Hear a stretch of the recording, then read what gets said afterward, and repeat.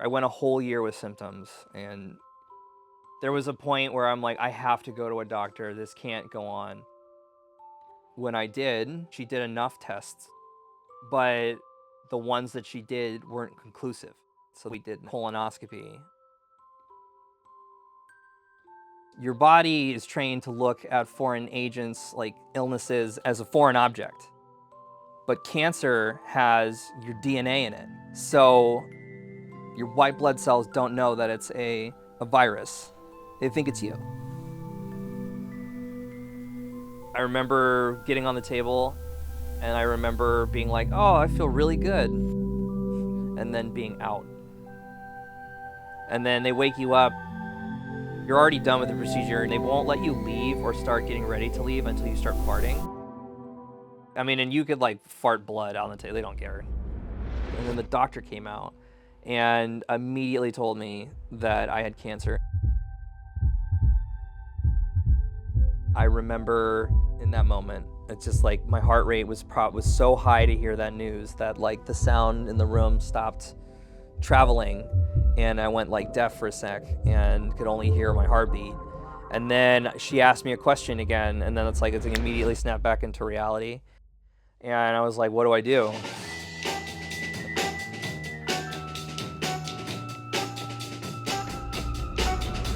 I've lost 16 pounds in a month so far. 16 pounds. It's gonna be crazy though, guys. I get a liver biopsy tomorrow, so they're gonna poke my liver and take a sample of what they think is a cancerous tumor on my liver and confirm whether or not the tumor is the same type of cancer on my liver as it is on my rectum. And if they can confirm that, then they'll give me the strongest chemo that they have, and I will do that for 3 months before we figure out whether or not I need the medical procedure, the surgery, and we'll go from there. Dude. I have 2 of them on my body. So they're going to use the radiation and chemo to shrink those. If they both get to about a half an inch, which is about there, then they can easily operate on me with no long-term effects. That is my ultimate hope. I'm going to try my best to make my body do that in order to survive this, because then the best outcome is have full function of my rectum and only a temporary spot on my liver removed in order to get the cancer off and make sure they get the under and the anything that connects onto any other organs. The long-term effect is I'll still have to, no matter what. Good night, guys. Good night. Good night. That was my father. He's a good man. He was the best father I could have ever hoped for, but he's a stubborn man, and I still love him for it, so I'm the same way. Like father to like son.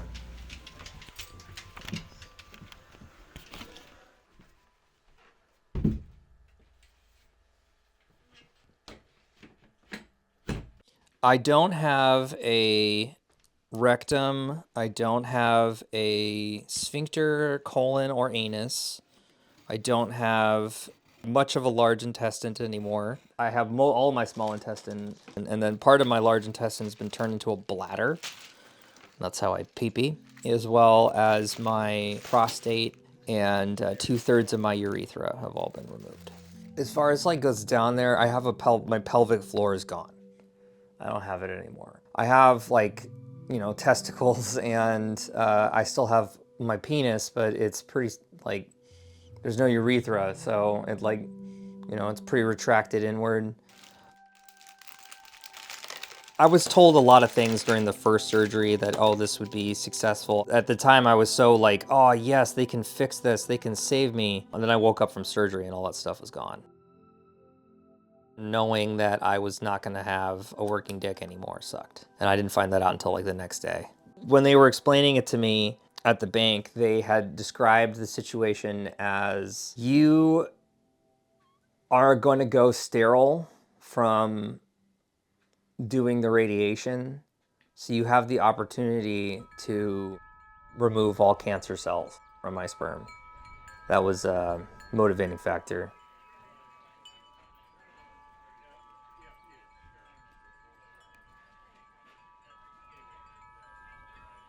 I just wanted to have the option to know I could still have kids.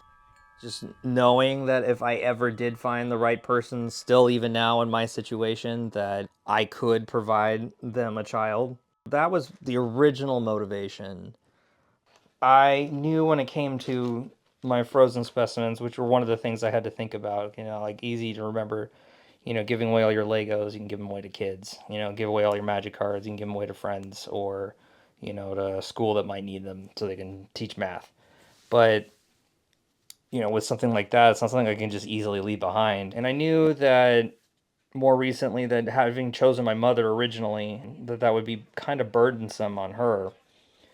So I had thought about my legacy more often. My sister kind of posed a question to me after my dad had passed. We were both grieving our way, and one of the things that she had mentioned was how our family leaves a legacy. Kind of made me trigger, like, you know, maybe give it to somebody that normally wouldn't be able to have access to easy, easy birth.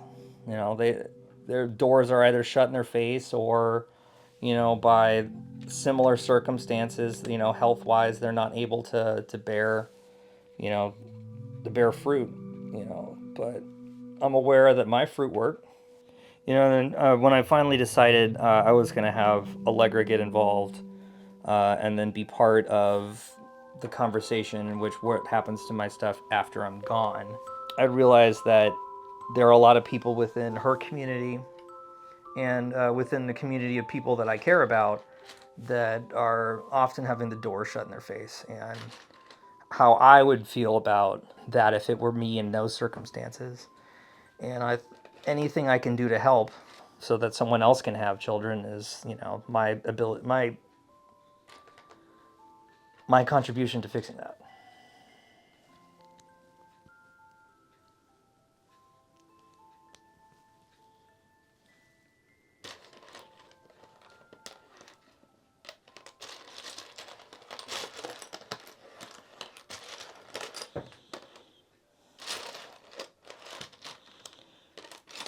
It's that great line from Robots with